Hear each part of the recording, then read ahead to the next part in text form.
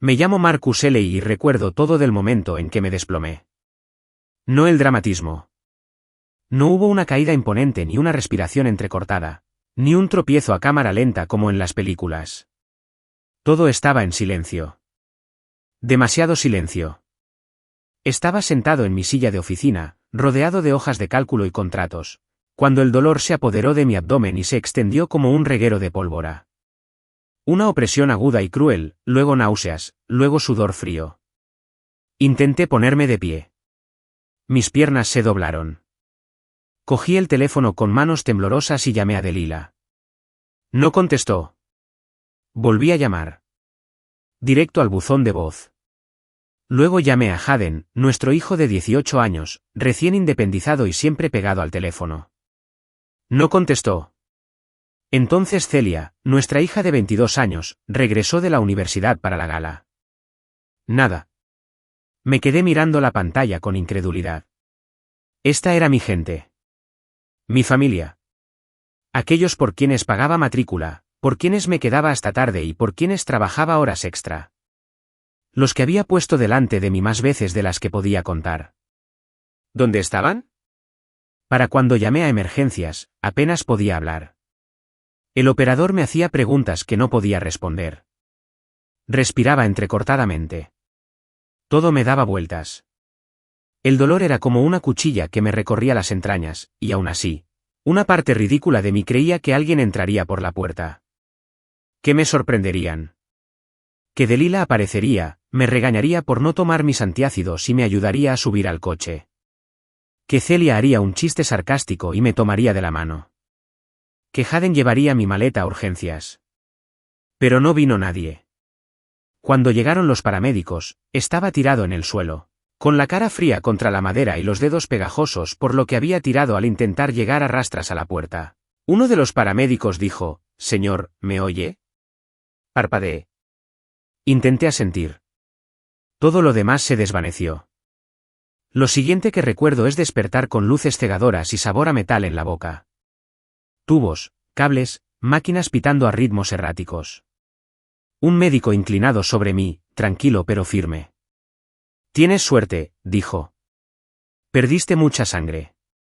Una úlcera rota. Hemorragia interna». Estuvo en estado de shock durante casi un minuto antes de que le recuperáramos el pulso. Una enfermera detrás de él asintió. Su placa decía Rowan.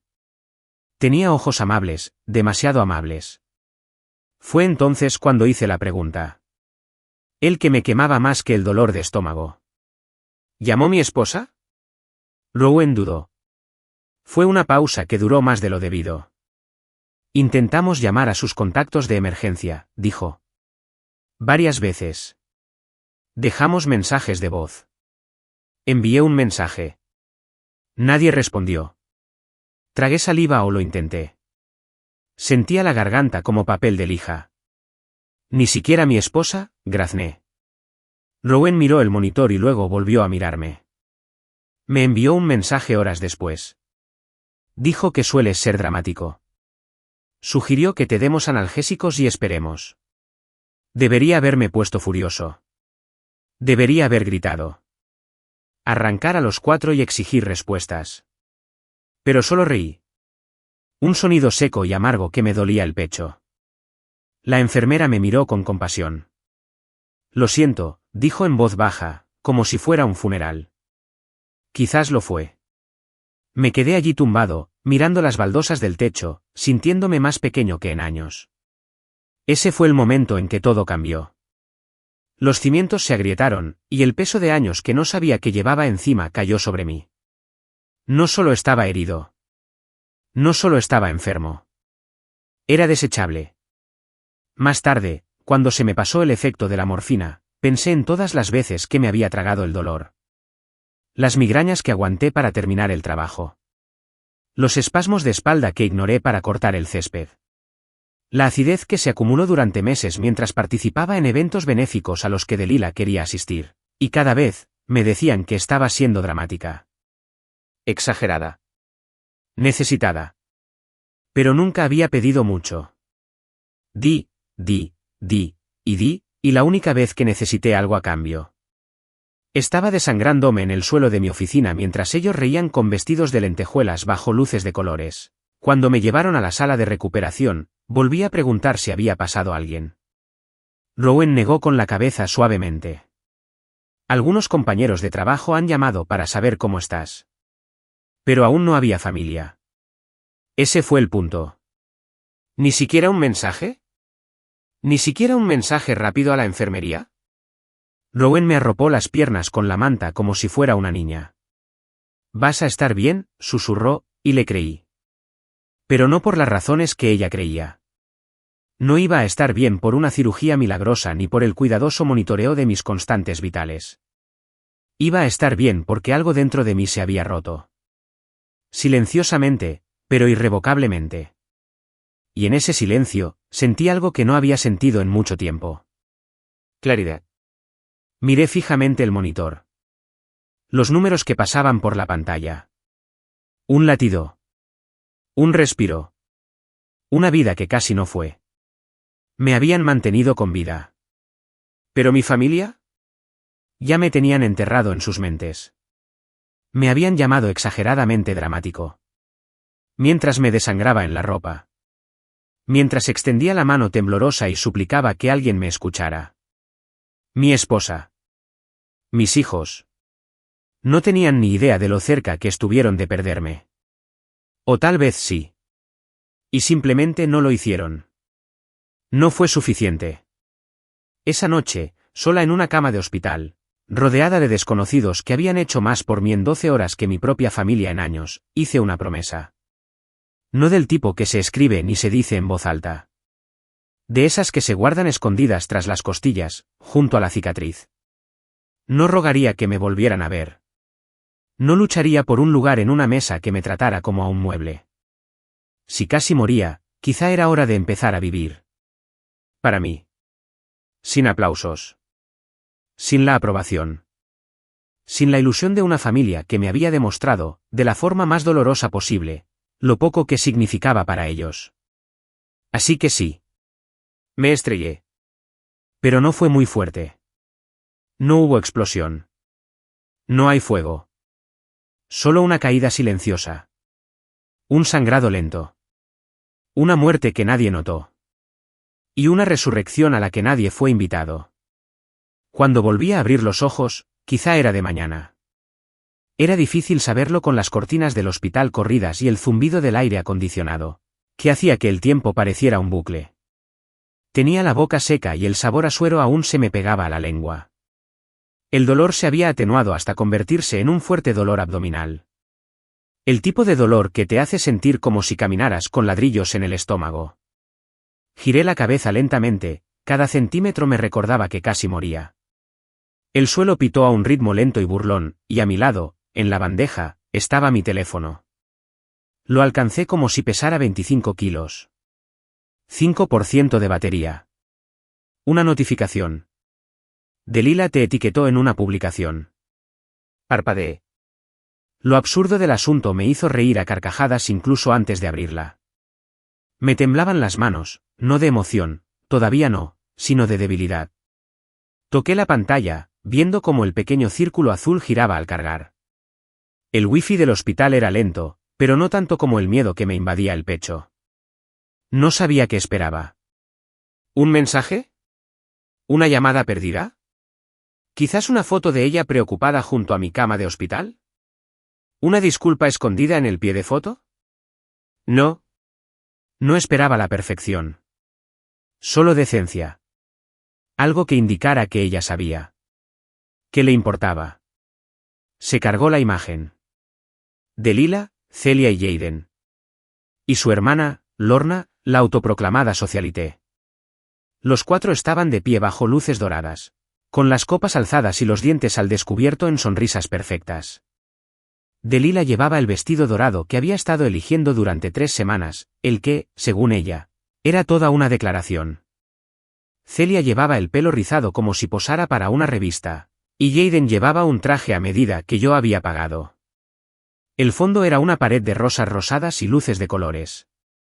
Mis ojos captaron el brillante letrero sobre ellas. Gala de la Gracia.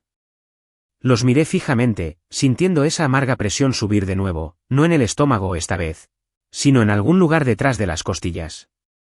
El pie de foto era peor. Tan orgullosa de mi hermana. La familia lo es todo. No podría haber hecho esto sin Marcus cuidando a los niños mientras me preparaba. ¡Qué bendición! Lo releí. 2 veces. Mis dedos se apretaron alrededor del teléfono hasta que mi pulso se sincronizó con el dolor sordo en mi costado. ¿Cuidando a los niños? Estaba conectado a máquinas, con un pie en la tumba, mientras ella le contaba al mundo que cuidaba a nuestros hijos como un dócil compañero. La familia lo es todo. ¿Todo? Me pregunté si eso incluía desangrándome sola en mi oficina mientras mi teléfono sonaba sin respuesta. ¿Significaba algo? ¿O era solo una línea en la historia que ella le vendió al mundo? Lo peor ni siquiera era la mentira. Era el tono. Casual. Segura de sí misma. Como si lo hubiera ensayado. Una historia de ensueño. Tuvo su momento bajo las luces mientras me abrían en una mesa. Brindó por su hermana mientras los cirujanos me devolvían la vida con sus puntos. Ella escribió un pie de foto mientras yo yacía con una bata blanca, mirando las baldosas del techo y preguntándome si ya estaría muerta. Hice zoom. Sus rostros brillaban con esa alegría que no se finge. Me impactó más de lo que esperaba. Mi hija, riéndose de algún chiste. Mi hijo, sonriendo con el orgullo de ser visto. Y Delila, Dios mío. Delila, sus ojos brillaban como cuando bailaba en la cocina hace años, antes de los niños, antes del trabajo, antes de que empezara a tratarme como un ruido de fondo. Se veía más ligera sin mí. Radiante. Esa publicación no solo me dolió por lo que decía. Me dolió porque reveló una verdad que me había negado a ver durante años. Me había convertido en un marcador. Una configuración predeterminada. Algo que mencionaban cuando les convenía. Cuando ayudó a la historia. Marcus cuidaba a los niños. Marcus paga las cuentas. Marcus hace lo que se espera de él.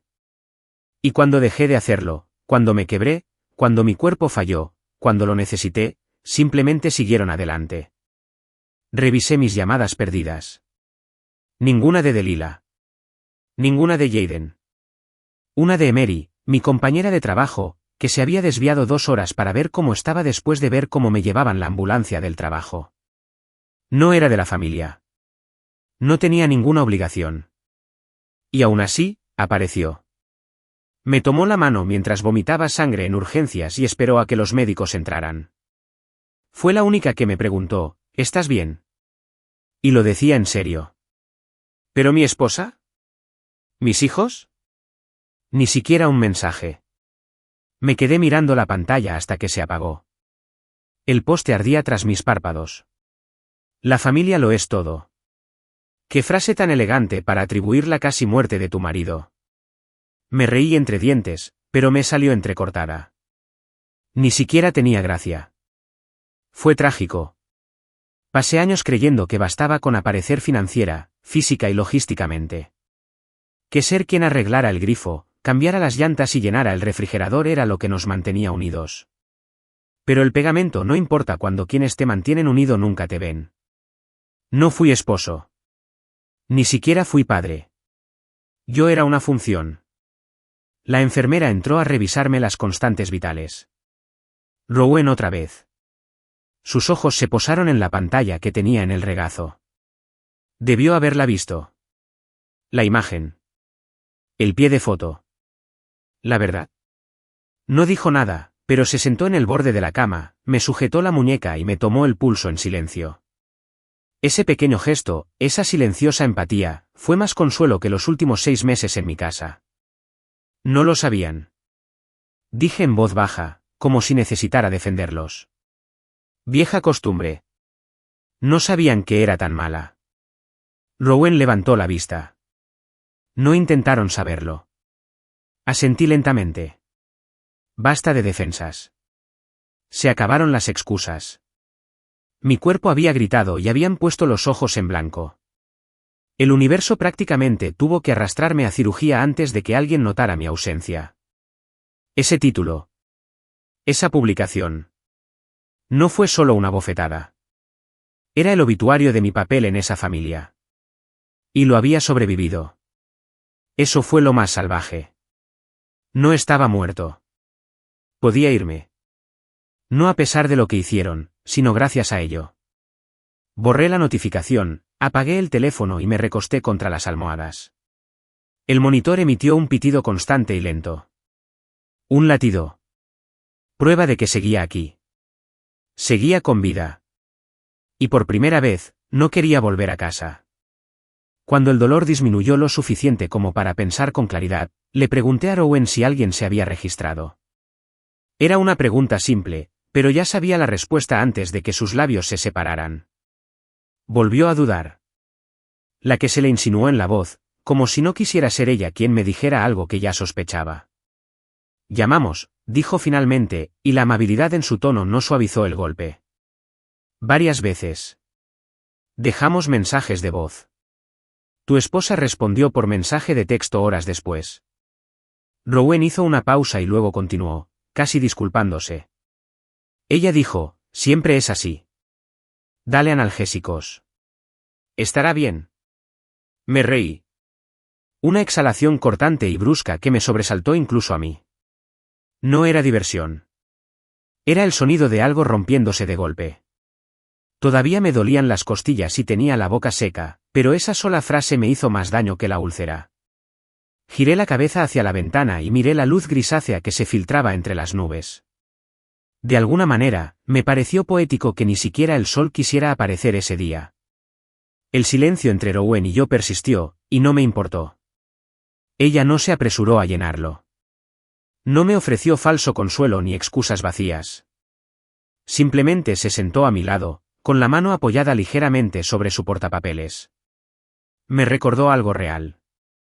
Algo humano. Hacía años que no sentía eso en mi propia casa. Esa frase, él siempre es así, resonó en mi cabeza como un martillazo contra el cristal. No era la primera vez que Delilah ignoraba mi dolor, pero sí la primera vez que podría haberme matado. Y aún así, no se inmutó. Ni siquiera me devolvió la llamada. No pidió actualizaciones. Simplemente lo archivó bajo lo de siempre, Marcus volviéndose dramático. Recordé la cara de Celia la noche antes de la gala. Me agarré el estómago, encorvado junto a la isla de la cocina, y ella apenas levantó la vista del teléfono. Papá, ¿en serio? Mamá dijo que solo estás cansado. Deja de ser dramático. Su voz sonaba aburrida, molesta, como si mi dolor la hubiera interrumpido mientras navegaba por Instagram. Intenté mirarla a los ojos, intenté hablar, pero ya había pasado junto a mí, con sus tacones resonando y el bolso del vestido colgado del hombro. ¿Jaden? Había recorrido la casa como un rayo con sus zapatillas de diseñador, sin apenas detenerse a saludarme. Papá. ¿Dónde están las llaves del Audi? Señalé débilmente hacia el mostrador, y él sonrió, me dio las gracias por encima del hombro. Dije su nombre, intenté advertirle de que algo andaba mal, pero solo se giró a medias. ¿Estás bien?, preguntó, pero su tono no correspondía con sus palabras. Asentí, demasiado débil para explicarlo, y se fue antes de que pudiera decir nada más. Tenía una hemorragia interna mientras mi hijo planeaba qué camisa combinaría mejor con las luces de la fiesta. Y Delilah, mi esposa, la mujer con la que había construido mi vida, me besó en la mejilla como si me estuviera dando una bendición, no una despedida. Por favor, no arruines esta noche, Marcus, dijo, alisándose la arruga del vestido. Es importante para Lorna. Y a mí. Date una ducha caliente y acuéstate. Te sentirás mejor. Me acosté. Ahí mismo, en el suelo de la oficina. El silencio en mi habitación del hospital se convirtió en una segunda piel. No encendí la tele. No le contesté a la enfermera cuando me preguntó si quería música. No volví a mirar el teléfono. Ese silencio lo decía todo. Era más fuerte que cualquier discusión que pudiéramos haber tenido. Más fuerte que cualquier disculpa que pudieran ofrecer. Porque no era solo la ausencia de ruido, era la ausencia de cuidado. De preocupación. De amor. Lo llamaban drama. Siempre lo habían hecho. Cuando Celia tenía 10 años y se rompió el brazo al caerse de la estructura de juegos, la llevé yo mismo a urgencias. Le agarré la mano mientras le tomaban radiografías y le susurré chistes para distraerla del dolor. Cuando Haden tuvo neumonía a los 15 años, me quedé despierto toda la noche observando su respiración, contando los segundos entre cada inhalación dificultosa. Cuando a Delila le extirparon la vesícula, dormí en una silla durante 3 noches en el hospital solo para estar cerca de ella. Recuerdo peinarle el pelo hacia atrás, darle la sopa con cuchara, leerle en voz alta el libro que nunca terminó. Lo recordaba todo. Pero cuando llegó mi turno, cuando mi cuerpo se desplomó y me quedé sin aliento, el dolor fue una molestia. Un pequeño contratiempo. Una molestia en sus vidas tan bien organizadas. Los imaginé en la gala, bajo las lámparas de araña, riéndose de algo que dijo el prometido de Lorna. Me imagino a Haden coqueteando con un camarero, a Celia presumiendo de vestido, a Delila radiante de cumplidos. ¿Alguno de ellos se detuvo a pensar en mí? ¿Alguno notó que no había llamado? ¿Que no respondía? ¿O me había vuelto tan irrelevante para ellos que mi ausencia se sentía normal? Rowan regresó por la noche con mi medicación. Cambió la bolsa en el suelo, ajustó los monitores y se sentó un momento antes de irse. A veces la gente no se da cuenta de lo que tiene hasta que lo pierde, dijo en voz baja. A veces, incluso cuando lo pierden, siguen sin verlo. Asentí, porque lo entendía. No solo era invisible, sino que me había convertido en ruido de fondo. Débil. Familiar. Olvidable. Esa noche, me quedé despierto viendo cómo cambiaban las luces del pasillo frente a mi puerta. Otros pacientes tenían visitas. Oí risas al final del pasillo. El tintineo de los refrescos de las máquinas expendedoras. Conversaciones susurradas sobre la medicación y el progreso. Enfermeras entregando flores. Esposos de la mano de sus esposas. Padres abrazando a sus hijos. ¿Y yo? Volví a mirar el techo, una vista familiar. Ya no me compadecía. Ya no. El dolor había dejado atrás la tristeza para convertirse en algo más agudo, en claridad. No vinieron porque no me creyeron. No me creyeron porque nunca me escucharon. Nunca me escucharon porque, en algún punto del camino, dejé de importarles. ¿Y la verdad? Los había dejado. Pasé años aguantando los golpes. Aceptando las bromas. Siendo el confiable. El aburrido. La presencia estable que nunca pidió nada. Pero incluso la estabilidad necesita cuidados. Incluso los silenciosos se quiebran. Y me había roto. Pero no con fuerza. No con un golpe. Con un susurro. Con un silencio lo llamaron drama. Se arrepentirían. Quizás. O quizás no. Quizás encontrarían la manera de convertirlo en algo más. Quizás la próxima publicación diría que estoy en un retiro de bienestar o tomándome un respiro del caos. Algo digerible. Algo hermoso. Algo que no requería responsabilidad. Cerré los ojos y respiré el aire antiséptico. Ya no estaba enojado. No era como antes. Estaba vacío. Pero en ese vacío, algo nuevo se agitó. Ni venganza. Ni amargura. Distancia. Y quizás ese fue el comienzo de algo mejor. Cuando la enfermera finalmente me dio el alta, me senté al borde de la cama del hospital, vestida con la misma ropa que llevaba cuando me desmayé, ahora doblada con esmero por Rowan, todavía arrugada y ligeramente manchada. Ya no olía a casa. Olían a antiséptico y a traición. Me los puse sin decir palabra. Sin fanfarrias. No había familiares esperando a la salida con globos, ni transporte, ni siquiera una chaqueta protectora. Solo el siseo del oxígeno de una habitación cercana, el arrastrar de otra enfermera empujando una silla de ruedas por el pasillo y el peso de la ausencia llenando el espacio donde debería haber estado el amor. Emery apareció 10 minutos antes de que me fuera. Parecía cansada, como si no hubiera dormido bien en días, pero su mirada se suavizó al verme de pie.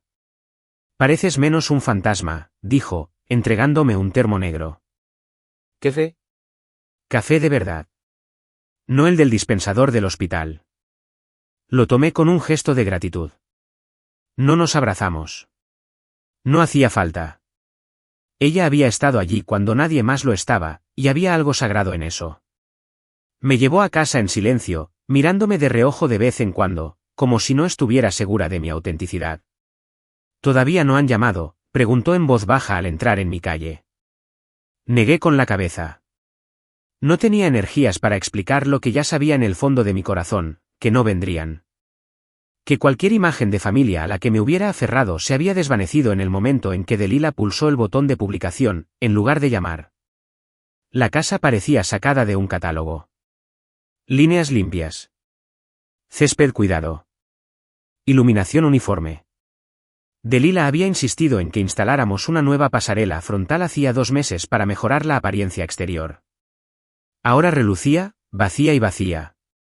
Emery aparcó junto a la acera, pero no salí inmediatamente. Me senté con el café caliente en las manos y miré la casa que creía mía. ¿Quieres que te acompañe?, preguntó. Negué con la cabeza otra vez. Entiendo. Ella asintió, respetando la mentira. La puerta principal no estaba cerrada con llave. Por supuesto que sí. Delila siempre decía que le gustaba la sensación de amplitud, como si cerrar la puerta con llave implicara miedo. La casa estaba impecable. Demasiado impecable. El olor a ambientador me impactó primero, lavanda y cítricos, artificial y frío. Entré como un extraño. El equipo de música estaba apagado, pero aún podía sentirlo en las paredes, el eco de la fiesta posterior, el tintineo de las copas, el roce de los vestidos de cóctel. Los imaginé a todos allí, celebrando la gala del Lorna como reyes, bebiendo champán mientras yo estaba conectado a máquinas, con la sangre circulando por tubos, el pitido de un monitor cardíaco monitoreando una vida que apenas se mantenía. En la isla de mármol de la cocina había una nota. Lo miré como si pudiera transformarse en algo más, algo significativo. Pero no. Solo 4 palabras garabateadas en la cursiva de Delila. Dejé la sopa en la nevera. Junto a ella, una nota adhesiva: no olvides llamar al fontanero. Las leí 2 veces. Sopa. Fontanero. Eso era todo lo que merecía. Abrí la nevera por instinto. Un solo envase de sopa de pollo estaba en el estante superior, envuelto en plástico con una fecha garabateada con un rotulador permanente. A su lado, botellas de kombucha, jugos carísimos, sobras etiquetadas con la letra de Celia, su nombre en todo, como si reclamara espacio incluso en la nevera. Cerré la puerta.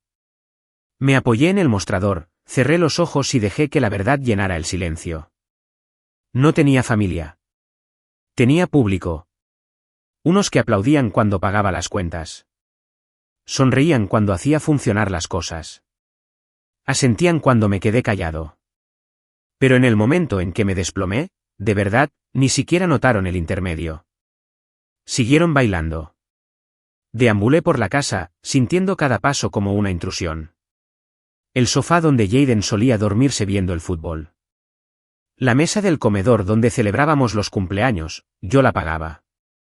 El pasillo donde Celia colgó su pancarta de bienvenida a casa. Papá. Cuando regresé de un viaje de negocios hace 6 años. Ahora todo era un museo. Cuidadosamente conservado.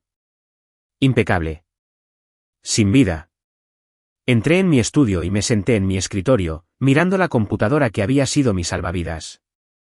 Alguna vez construí aquí sueños, planes de negocios, hojas de cálculo para el fondo universitario, inversiones para el futuro. ¿Ahora? Abrí el cajón, saqué la carpeta de patrimonio y la puse sobre el escritorio. Había actualizado el testamento hacía meses, pero nunca finalicé la transferencia. No quería creer que fuera necesario. ¿Y ahora? Ahora lo veía con claridad. Pasé la siguiente hora haciendo lo que nadie había hecho por mí, planificar con antelación. Inicié sesión en las cuentas. Banco. Jubilación. Inversiones. Una por una, inicié las transferencias. Trasladé mi cartera de jubilación a una empresa independiente con un nuevo nombre, que había creado en secreto, por si acaso. Separé las cuentas conjuntas. Silenciosamente. Metódicamente. Sin rastro de ira. Esto no era venganza. Era preservación. El nombre de Delila desapareció de todo. Cambié los beneficiarios. Revoqué el acceso. Congelé las cuentas de matrícula. No era cruel, simplemente había terminado de financiar la ilusión. Celia y Hayden tenían becas y trabajos de medio tiempo, estarían bien. Quizás, por primera vez, incluso aprenderían el valor del esfuerzo. De preguntar. De presentarse. Recurrí a los archivos inmobiliarios. ¿La casa? Ya estaba en depósito.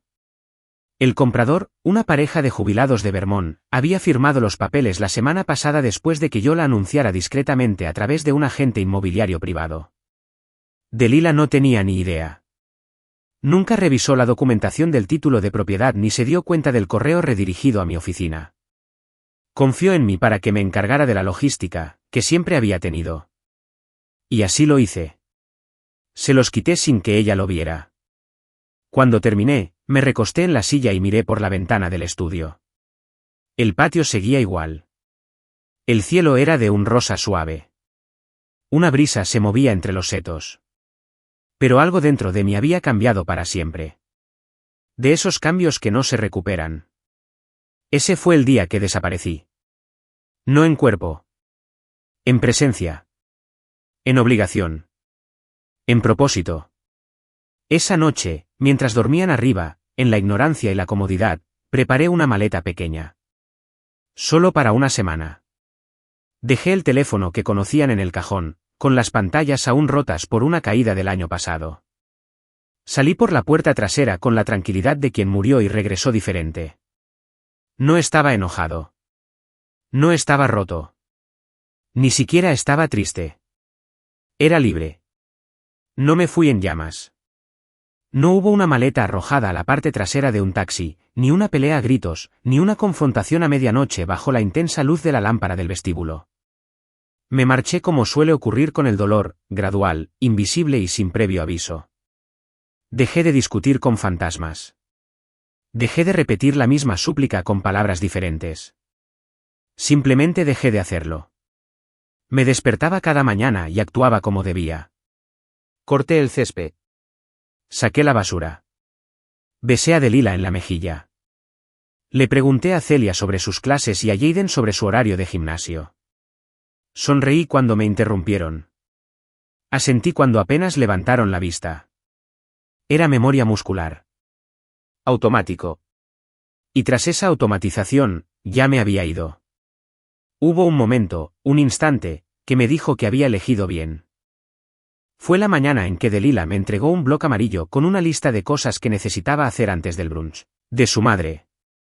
¿Puedes arreglar el lavabo del baño de invitados? ¿Y la luz del garaje? Ah, y llama al servicio de catering para confirmarlo. Estoy abrumado. Tomé la lista y asentí como siempre. Claro, dije. Incluso sonreí. Lo que ella no sabía era que, para entonces, ya había transferido la escritura de la casa a la sociedad de cartera que había creado. Había concretado la fecha de venta. Había instalado mi nuevo apartamento en un pueblo costero a 3 horas de aquí. Todo estaba en marcha. Todo estaba en orden. Se reescribió el testamento. Delila ya no tenía derechos de albacea. El fideicomiso que custodiaba nuestros ahorros conjuntos se disolvió. Mi abogado, un viejo amigo al que una vez salvé de una ejecución hipotecaria, me ayudó a crear una nueva entidad financiera. Trasladé mi cartera de jubilación a ella. Limpio, legal, irreversible. No le dije a Celia que había cerrado su cuenta 529. Ya me había dicho que Grecia la llamaba. Vaya viaje de influencer de Instagram, la animó su madre. Ya veremos lo de la matrícula más tarde, dijo Delila. Vertiendo rosa como si fuera sabiduría. Se resolverá solo. Estaban acostumbrados a las redes de seguridad. Mis redes. Mi andamio silencioso. Pero el andamio no se disculpa cuando lo quitan. El contrato de arrendamiento del coche de Hayden estaba a mi nombre. ¿Lo cancelé? No se daría cuenta hasta que intentara conducir a una fiesta nocturna y el tablero gritara, desactivado. ¿El fondo universitario que apenas reconoció? Desaparecido. Me dijo, 2 semanas antes, Que papá, tengo contactos. ¿Tranquilo? Ni siquiera confío en tu dinero. Sonreí. Me había dado el guión. Simplemente lo seguí. Nada de esto era venganza.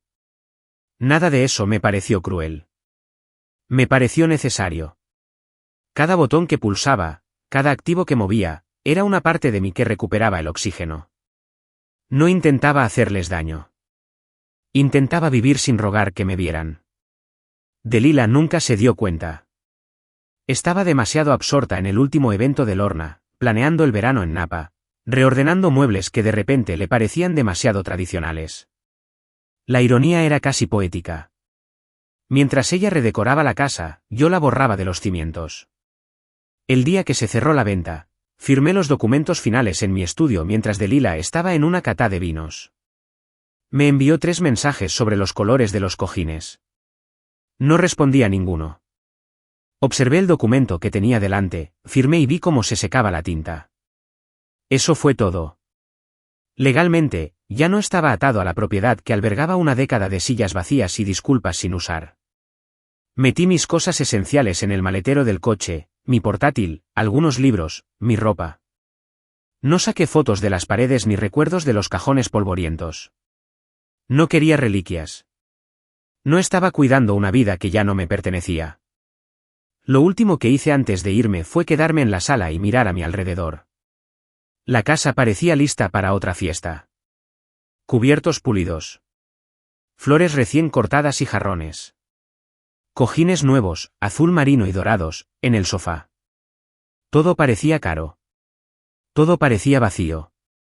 Me pregunté qué dirían cuando aparecieran los nuevos dueños. Cuando Delila llamara para programar un brunch y encontrara a otra persona viviendo en la casa donde estaba su declaración, quizá pensaría que era un error.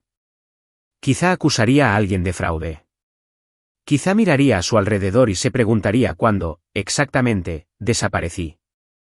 Pero en el fondo, ella lo sabría.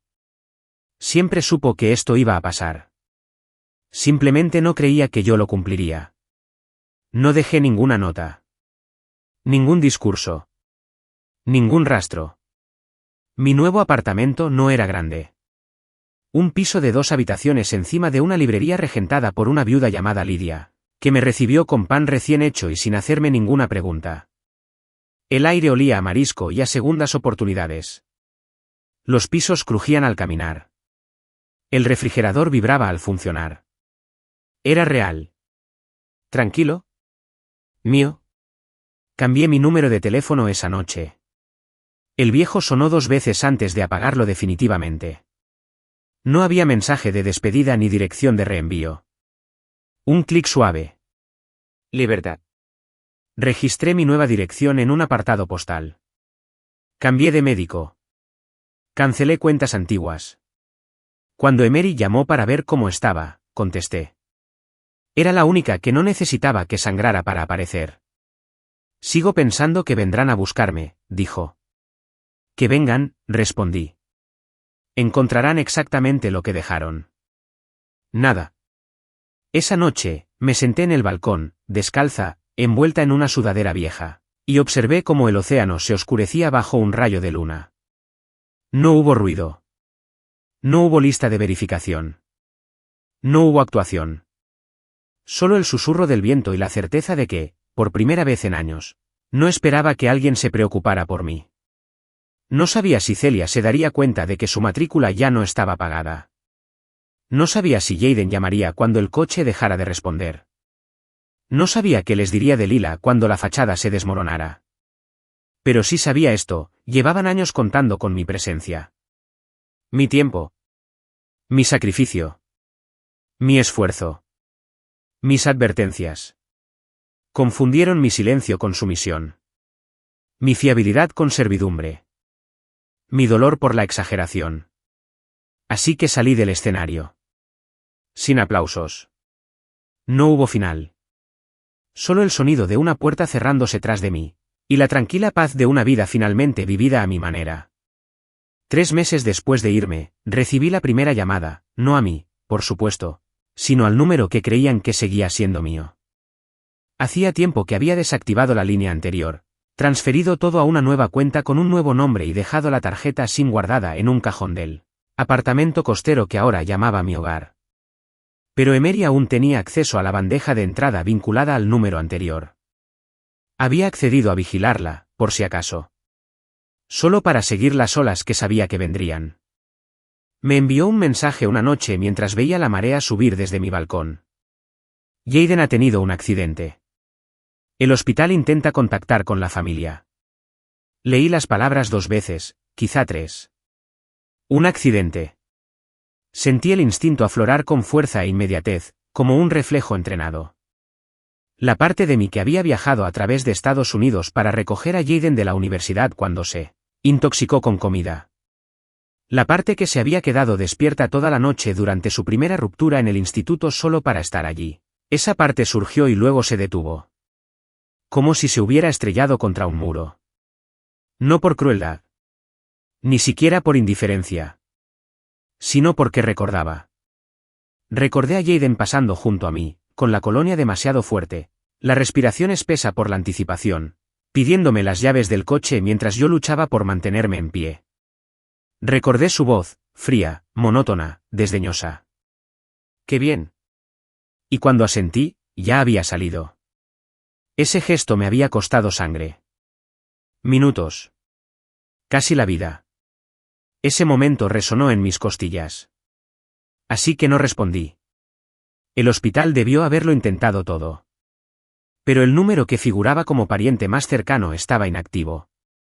Justo como el papel que esperaban que siguiera desempeñando. 2 días después, otro mensaje de Emery.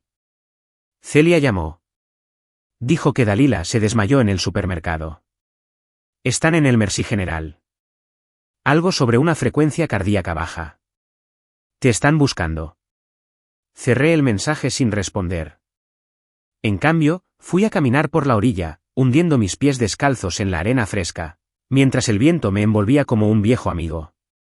El universo tenía su ritmo, sus estaciones.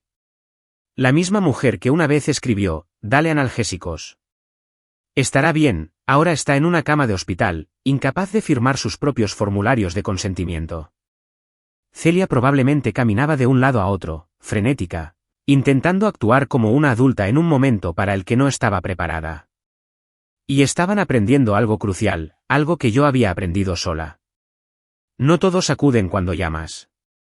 Me imaginé la voz de Dalila al teléfono, nítida y desesperada. Él figura como contacto.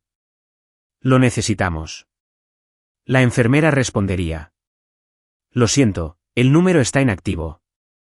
Sus ojos se abrirían de par en par. Su boca se apretaría. Y por primera vez, quizá, se daría cuenta de que lo decía en serio al irme. Más tarde esa noche, Emery me envió una transcripción del mensaje de voz.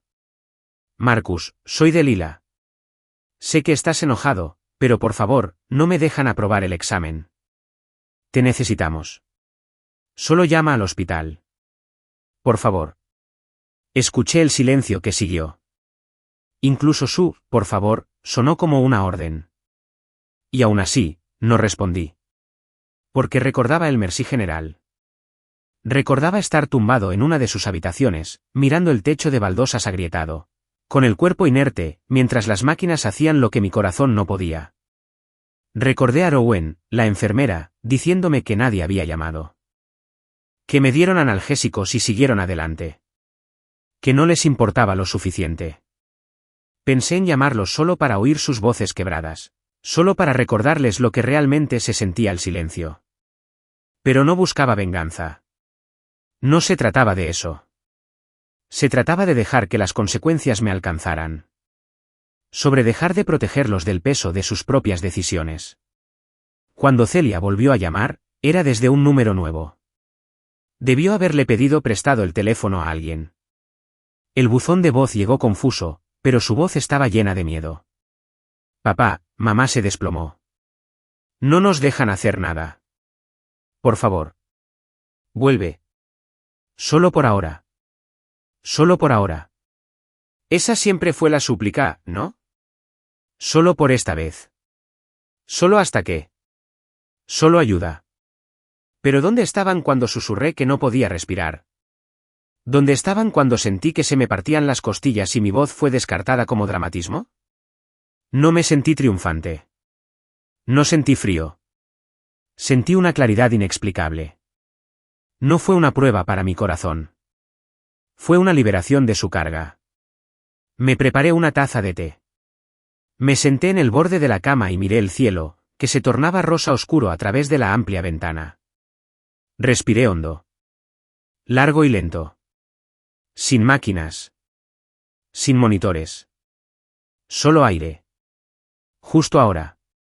Al día siguiente, Emery reenvió una serie de mensajes que Delilah le había enviado. Dile a los hijos de Marcus que están sufriendo. Que esto no tiene gracia. Ahí estaba otra vez. Ese encuadre. Ese tono. Como si mi ausencia fuera una actuación. Como si este silencio fuera una actuación. Una treta. Como si todos los años que pasé advirtiéndoles, ayudándolos, sangrando por ellos no hubieran servido de nada. Y ahora, cuando por fin les costó algo, querían decir que era una broma.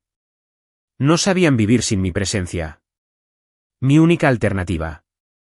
Mi firma en un formulario. Mi nombre en una pieza. Mi número en una tabla. Esa noche, volví a caminar hasta el agua. La marea estaba más alta. La luna estaba baja y llena. Pensé en Jaden en una cama de hospital. Frustrado. Tal vez magullado. Quizás asustada. Pensé en Celia con su madre desplomada a su lado. Aferrándose al control. Y pensé en mí, sola en esa habitación de hospital. Con tubos en los brazos. Sin que me llamaran. No te tomen de la mano. ¿Estás bien? Sobrevivirían. Igual que yo. Tal vez incluso los forjaría, como lo había sido para mí. Una parte de mí lo deseaba. Pero la esperanza, había aprendido, no significaba retorno. Así que cuando llegó la ambulancia, la dejé pasar. No respondí. No me presenté. Porque ya lo había hecho. Una vez. Y casi me mata. Lo intentaron todo. Cada número. Cada correo electrónico. Todos los amigos con los que había hablado más de una vez en un año. Celia envió un mensaje grupal a la mitad de mis antiguos contactos, jefes, antiguos compañeros de trabajo, incluso vecinos con los que no habíamos hablado desde la fiesta de inauguración. Ella escribió: si alguien tiene forma de comunicarse con mi padre, es una emergencia. Por favor. Lo necesitamos. Las respuestas fueron amables, confusas y cada vez más escasas. Algunos enviaron mensajes al número que tenían guardado, sin saber que hacía semanas que no había nadie. Algunos intentaron llamar a Emery. No contestó. Incluso aparecieron en mi antiguo trabajo. Me enteré por Emery, quien me envió un mensaje: tu hija vino hoy. Parecía cansada. Enojada. Más confundida que nada. Pregunté qué dijo Celia. Emery respondió: me preguntó si estabas muerto. Eso me impactó más de lo que esperaba, pero solo por un momento. Le dije que no, añadió Emery. Pero no le dije nada más. Pensé que si querías que te encontraran, no habrías dejado rastro. Y esa era la cuestión. No había dejado rastro. Sin dirección. Sin facturas a mi nombre. Sin redes sociales. No estaba desconectado. Simplemente estaba desconectado de ellos. Había barrido cada migaja el día que elegí la paz por encima del rendimiento. Hayden lo intentó después. Sabía que era él porque Emery reenvió una captura de pantalla de un mensaje que le envió, diciéndole que estaba siendo infantil. Así no se comportan los adultos. Nos está castigando por algo que desconocíamos. Me quedé mirando esa línea un buen rato. No sabíamos que fuera grave, pero ¿no era ese precisamente el punto? No lo sabían porque nunca preguntaron. Nunca escuché. Nunca me detuve lo suficiente para ver la tensión en mis ojos ni la fatiga en mis hombros. Había dicho que algo andaba mal. Dije que necesitaba ayuda. Y pusieron los ojos en blanco. Siempre lo hacían. Una mañana, llamaron a mi puerta. Se me aceleró el pulso. Ridículo, la verdad, porque nadie debería saber dónde vivía. Pero no eran ellos. Solo Lidia, mi casera, con un paquete dirigido al anterior inquilino. Disculpe la molestia, dijo. No quería que esto se perdiera. Le di las gracias y me quedé un segundo, escuchando cómo el silencio volvía a instalarse. Había llegado a amar ese silencio. No era del tipo que solía soportar, del que vibraba de tensión en la casa, del que Delilah usaba como arma cuando estaba enojada. Este era limpio, tranquilo, completo. Emery me envió un correo electrónico 2 días después. El asunto era una sola palabra, por favor. Dentro había una captura de pantalla de un mensaje de Delilah. Dile a Marcus que sus hijos están sufriendo. Esto no tiene gracia. Ya lo dejó claro. Ya basta. Ahí estaba de nuevo. Explicó su punto. Como si fuera teatro. Como si mi ausencia fuera una obra de teatro para manipular o burlarse. Todavía no entendían que no se trataba de venganza. No se trataba de demostrar nada. Se trataba de aceptar finalmente que había pasado años desangrándome emocional y físicamente por personas que no se inmutaban cuando me callaba. Esa comprensión no desaparece cuando finalmente necesitan algo. No se revierte porque de repente recuerden mi número. Emery no incluyó ningún comentario. No intentó hacerme sentir culpable. Simplemente adjuntó el mensaje, como un mensajero que entrega una nota a un hombre que ya está en otro país. Emocionalmente, lo estaba. Me preguntaba qué le decían a la gente. Cuando empezaron las preguntas, ¿dónde estaba Marcus? ¿Estaba bien? ¿Mintieron? ¿Dijeron que estaba de viaje por trabajo? ¿Que necesitaba un descanso? ¿Que estaba siendo difícil? ¿O empezaron a admitir que no me conocían de verdad? ¿Que no se habían dado cuenta de que me estaba desmoronando? ¿Acaso Delilah revisó sus fotos y vio una VH? ¿Hayden miró su teléfono roto y recordó cómo le enseñé a arreglar una llanta pinchada bajo la lluvia? ¿Acaso Celia abrió su laptop, vio la factura de la matrícula y se dio cuenta de que yo era quien cubría los huecos cuando se le acabaron las becas? Nunca lo sabría. Porque no iba a volver. Ni físicamente. Ni emocionalmente. No digitalmente. Aún así, lo vi desde lejos. A través de Emery, recibí actualizaciones. No porque yo lo preguntara, sino porque creía que merecía saber la verdad. Celia pospuso su semestre. Hayden empezó a trabajar a tiempo parcial en un almacén logístico. Delilah se mudó con su hermana. La casa, vendida a una pareja de jubilados amantes del vino y el silencio, había desaparecido hacía tiempo. Ni siquiera se opusieron a la venta. Para cuando les llegó la documentación, ya era legal, estaba cerrado y era irreversible. Mi abogado se había asegurado de ello. Una tarde, volví a la playa, con las olas lamiendo la orilla como huellas que borran el tiempo, y pensé en lo que significaba ser un fantasma en el teléfono de alguien. Cuántas veces habían tocado mi nombre, lo habían llamado, lo habían mirado fijamente y lo habían vuelto a mirar. ¿Cuántas veces había llorado Celia al oír el mensaje de voz?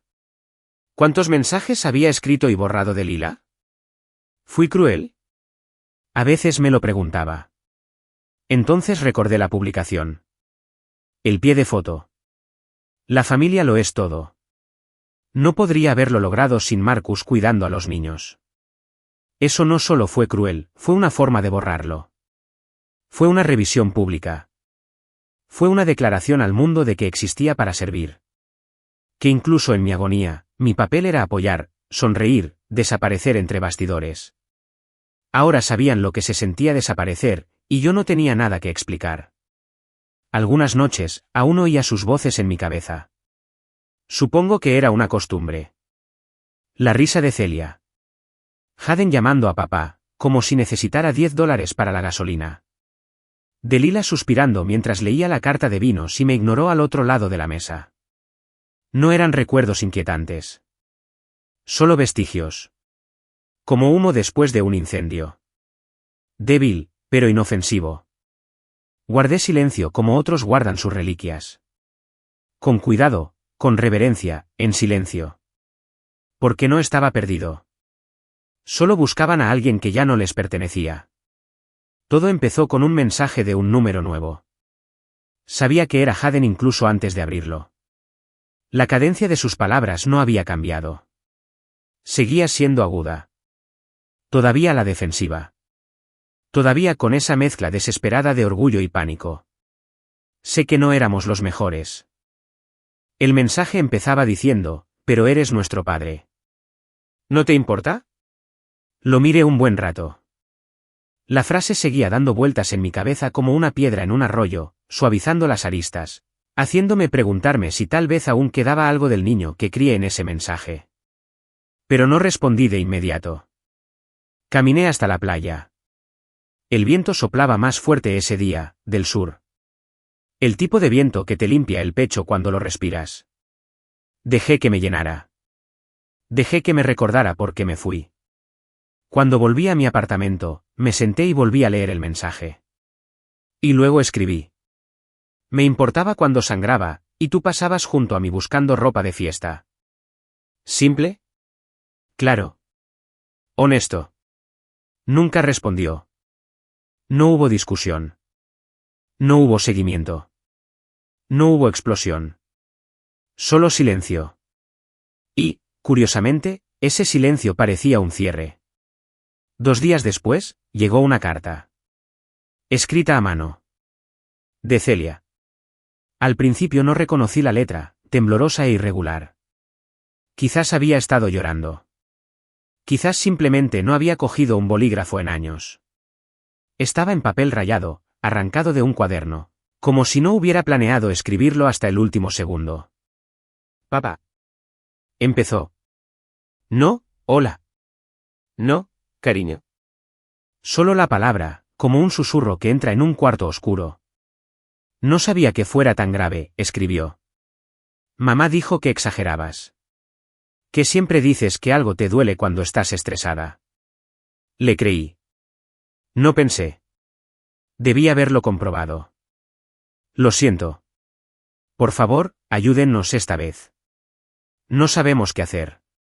El mensaje de Haden fue distinto. Había vulnerabilidad en el suyo. Sí. Pero también el mismo trasfondo que reconocí de todos los años que habían necesitado algo, por favor, ayúdennos esta vez.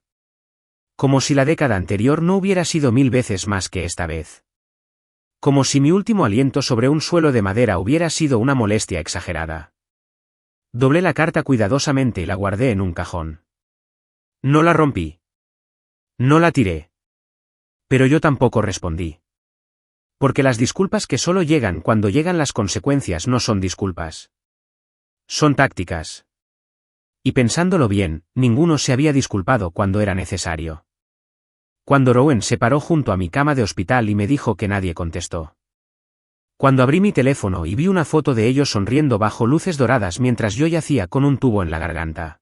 Cuando volví a casa, encontré una nota sobre sopa y un recordatorio para llamar a un fontanero. Esa había sido su versión de bienvenida. Sin visita al hospital. No, ¿cómo estás? Solo una nota. No se disculparon entonces. Pero ahora, cuando los fondos de la matrícula se habían esfumado, cuando el contrato de alquiler se había acabado, cuando los depósitos automáticos dejaron de aparecer en sus vidas como hadas madrinas invisibles, fue entonces cuando llegaron sus palabras. Envueltos en culpa. Pintados de confusión. Ni un solo mensaje decía que estábamos equivocados. Solo dijeron, ¿por qué no me ayudas? Delila envió otro. Llegó a través de Emory otra vez, reenviado con un suspiro y el asunto, haz lo que quieras con esto. Era largo. Florido. El tipo de mensaje que suena bien si no se lee con atención. Marcus, no sé dónde estás, ni siquiera estoy seguro de en quién te has convertido, pero este silencio ha ido demasiado lejos. Los niños están sufriendo. Yo también. Cometimos errores, nos vimos atrapados en el caos de la vida, pero tú siempre fuiste la firme. Se suponía que debías mantenernos unidos. No vimos lo mal que lo pasabas. Quizás debimos haberlo hecho, pero también debiste haberlo dicho más alto. Si lo hubiéramos sabido, las cosas habrían sido diferentes. Pero ahora no es momento de castigo. Pedimos perdón. Ven a casa. O al menos ven a ayudar. Lo leí 2 veces. La primera vez que me atraparon en la cuerda floja, se suponía que debías mantenernos unidos. Como si esa hubiera sido mi descripción del trabajo. Como si mi cuerpo fuera un muro de carga y su consuelo el edificio del que nunca me permitieron salir. La segunda vez, me fijé en la palabra gracia.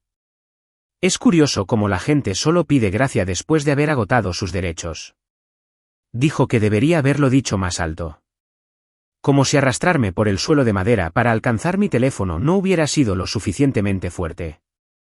Como si las llamadas del médico no fueran lo suficientemente fuertes. Como si el pitido del monitor cardíaco cuando me quedé sin pulso no fuera el sonido más fuerte de todos. No habían escuchado porque no querían. No era que no supieran. Era que no les importaba saber. Me levanté, me acerqué a la ventana y miré la calle. La librería de abajo estaba abierta, la luz se derramaba sobre la acera, proyectando un suave resplandor ámbar sobre los transeúntes. Una joven pareja pasó de la mano, compartiendo auriculares. Un hombre mayor se detuvo a acariciar a un perro atado a un banco. La vida seguía su curso. En silencio. Con calma. Sin gritar para llamar la atención. Eso era lo que tenía ahora, una vida sin exigencias. Sus disculpas no buscaban sanar. Buscaban reinstaurar el sistema que había desmantelado. Ese sistema donde lo hacía todo más fácil sacrificándome. Aquel en el que sangré en silencio mientras brindaban por el éxito. Me senté, saqué un bolígrafo y escribí una línea en mi cuaderno. No para ellos. Para mí. No le debo mi ausencia a tu dolor. Se la debo a mi propia supervivencia. No le respondí a Delila. Ni a Celia. Ni a Jaden. Porque cuando solo te quieren por lo que ofreces, tu presencia es moneda corriente. Y yo estaba harta de que me gastaran. El día de mi muerte empezó como cualquier otro. Plazos. Dolores de espalda. Desayuno a medio comer. Otra discusión sobre toallas tiradas en el suelo. Recuerdo que pensé, mientras miraba el cursor parpadeante del borrador de un correo electrónico, necesito 1 minuto. En cambio, me dieron 78 segundos. Ese fue el tiempo que estuve muerta en esa mesa de operaciones. 78 segundos en los que mi corazón se paró, mi cuerpo se quedó quieto y el mundo siguió girando sin mí. He pensado en esos segundos más de las que puedo contar. No como un momento místico donde vi una luz o floté sobre mi cuerpo. No, estaba vacío. Frío. Sin dolor. Sin pensamientos. Simplemente nada. Como si el mundo exhalara y olvidara que alguna vez fui parte de él. Cuando regresé, cuando las máquinas volvieron a zumbar y alguien gritó mi nombre, no me sentí agradecido. Me sentí enojado. Ni con los médicos. Ni con la vida. Conmigo mismo, por haber dejado que llegara tan lejos. Había estado muriendo mucho antes de que mi corazón se detuviera. Poco a poco. Día a día.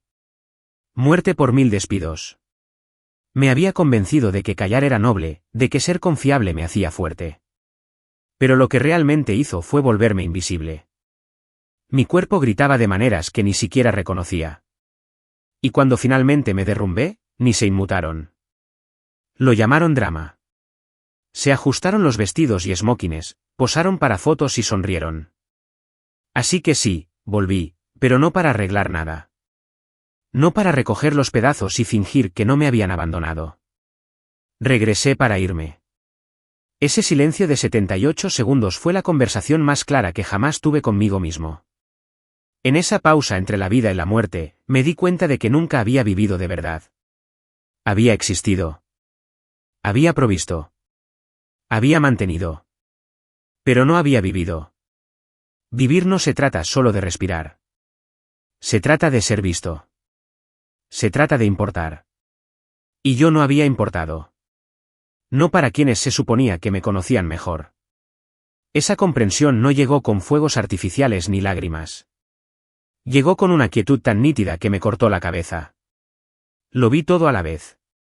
Delila riendo con champán mientras mi cuerpo se apagaba, Jaden bailando con un traje que yo pagué, Celia poniendo los ojos en blanco ante mi dolor. No solo perdieron mi llamada. Me perdieron por completo. Después de irme, empecé a coleccionar momentos. Tranquilos. El aroma del café de la mañana en un apartamento tranquilo. El sonido de las olas del mar golpeando la orilla como si estuvieran marcando la llegada. La sensación de mis pies contra la arena en lugar del frío suelo de la oficina. Di largos paseos sin avisar a nadie. Compré comida para una sola persona y no me sentí sola. Leí libros sin interrupciones. Por primera vez, viví sin tener que demostrar que pertenecía a un lugar. Pensé que me olvidarían rápidamente. Pero subestimé cuánto depende la gente de lo que nunca aprecia.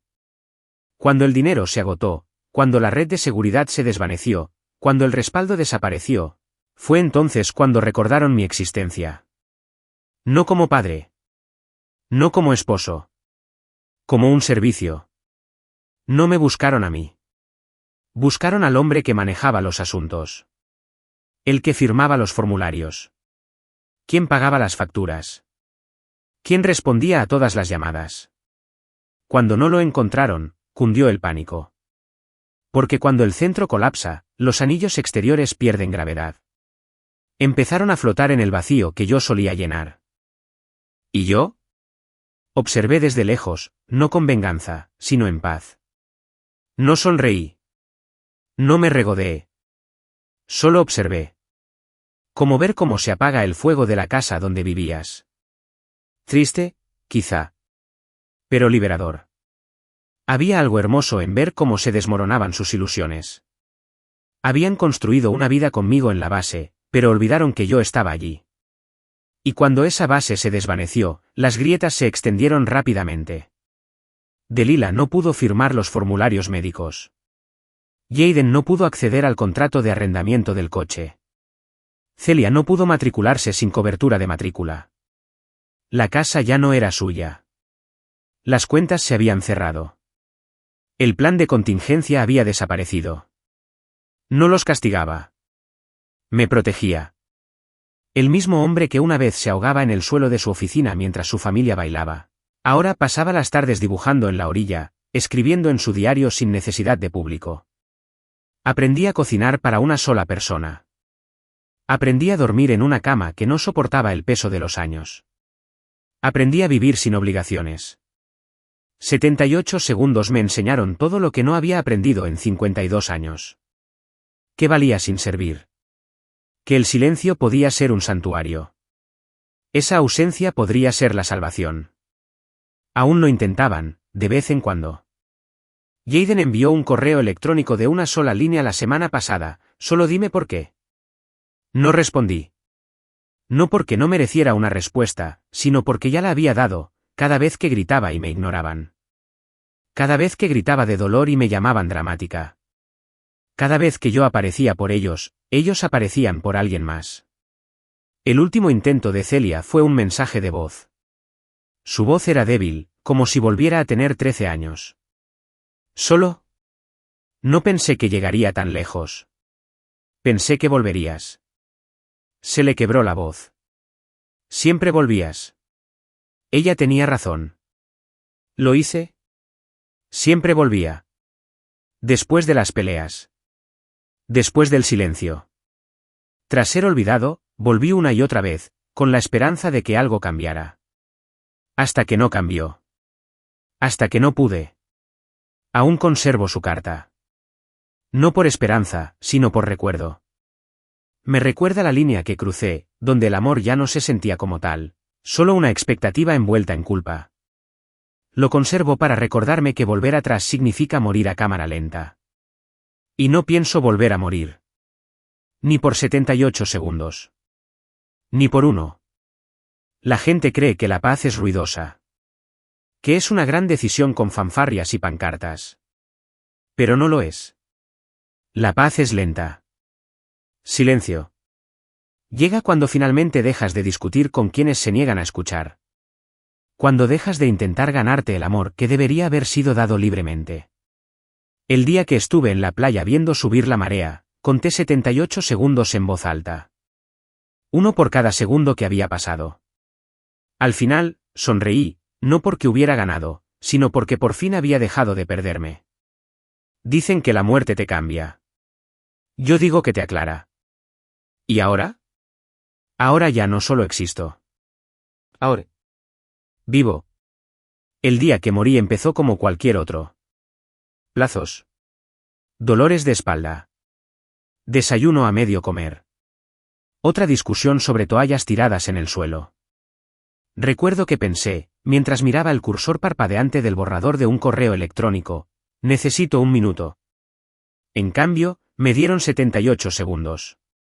Ese fue el tiempo que estuve muerta en esa mesa de operaciones. 78 segundos en los que mi corazón se paró, mi cuerpo se quedó quieto y el mundo siguió girando sin mí. He pensado en esos segundos más veces de las que puedo contar. No como un momento místico donde vi una luz o floté sobre mi cuerpo. No, estaba vacío. Frío. Sin dolor. Sin pensamientos. Simplemente nada. Como si el mundo exhalara y olvidara que alguna vez fui parte de él. Cuando regresé, cuando las máquinas volvieron a zumbar y alguien gritó mi nombre, no me sentí agradecido. Me sentí enojado. Ni con los médicos. Ni con la vida. Conmigo mismo, por haber dejado que llegara tan lejos. Había estado muriendo mucho antes de que mi corazón se detuviera. Poco a poco. Día a día. Muerte por 1000 despidos. Me había convencido de que callar era noble, de que ser confiable me hacía fuerte. Pero lo que realmente hizo fue volverme invisible. Mi cuerpo gritaba de maneras que ni siquiera reconocía. Y cuando finalmente me derrumbé, ni se inmutaron. Lo llamaron drama. Se ajustaron los vestidos y smokines, posaron para fotos y sonrieron. Así que sí, volví. Pero no para arreglar nada. No para recoger los pedazos y fingir que no me habían dejado caer. Regresé para irme. Ese silencio de 78 segundos fue la conversación más clara que jamás tuve conmigo mismo. En esa pausa entre la vida y la muerte, me di cuenta de que nunca había vivido de verdad. Había existido. Había proveído. Me había mantenido. Pero no había vivido. Vivir no se trata solo de respirar. Se trata de ser visto. Se trata de madurar. Y yo no había importado.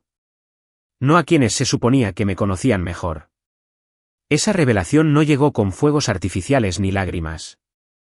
Llegó con una quietud tan nítida que me cortó la respiración. Lo vi todo a la vez.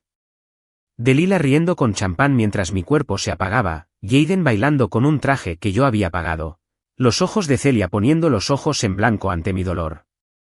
No solo perdieron mi llamada. Me extrañaron por completo. Después de irme, empecé a coleccionar momentos. Tranquilos. El aroma del café de la mañana en un apartamento tranquilo. El sonido de las olas del mar golpeando la orilla como si estuvieran marcando la llegada. La sensación de mis pies contra la arena en lugar del frío suelo de una oficina. Salí a caminar sin avisar a nadie. Compré comida para una sola persona y no me sentí sola. Leí libros sin interrupciones. Por primera vez, viví sin tener que demostrar que pertenecía a ese lugar. Pensé que me olvidarían rápidamente. Pero subestimé cuánto depende la gente de lo que nunca aprecia. Cuando el dinero se agotó, cuando la red de seguridad desapareció, cuando el respaldo desapareció, fue entonces cuando recordaron mi existencia. No como padre. No como esposo. Como servicio. No me buscaron a mí. Buscaron al hombre que manejaba las cosas. ¿Quién firmó formularios? ¿Quién pagó facturas? ¿Quién respondió a cada llamada? Al no encontrarlo, cundió el pánico. Porque cuando el centro colapsa, los anillos exteriores pierden gravedad. Empezaron a flotar en el vacío que yo solía llenar. ¿Y yo? Observé desde lejos. No con venganza, sino en paz. No sonreí. No me regodeé. Solo observé. Como ver cómo se apaga el fuego en una casa donde vivías. Triste, quizá. Pero liberador. Había algo hermoso en ver cómo se desmoronaban sus ilusiones. Habían construido una vida conmigo en la fundación, pero olvidaron que estaba allí. Y cuando esa fundación se desvaneció, las grietas se extendieron rápidamente. Delilah no podía firmar formularios médicos. Jaden no pudo acceder al alquiler del coche. Celia no pudo matricularse sin cobertura de matrícula. La casa ya no era suya. Las cuentas se habían cerrado. El plan de contingencia había desaparecido. No los iba a castigar. Me estaba protegiendo. El mismo hombre que una vez se ahogaba en el suelo de su oficina mientras su familia bailaba. Ahora pasaba las tardes dibujando en la orilla, escribiendo en su diario sin necesidad de público. Aprendí a cocinar para uno. Aprendí a dormir en una cama que no soportaba el peso de los años. Aprendí a vivir sin obligaciones. 78 segundos me enseñó todo lo que no había aprendido en 52 años. ¿Qué valía sin servir? Que el silencio podía ser un santuario. Que la ausencia podía ser la salvación. Aún lo intentaban, de vez en cuando.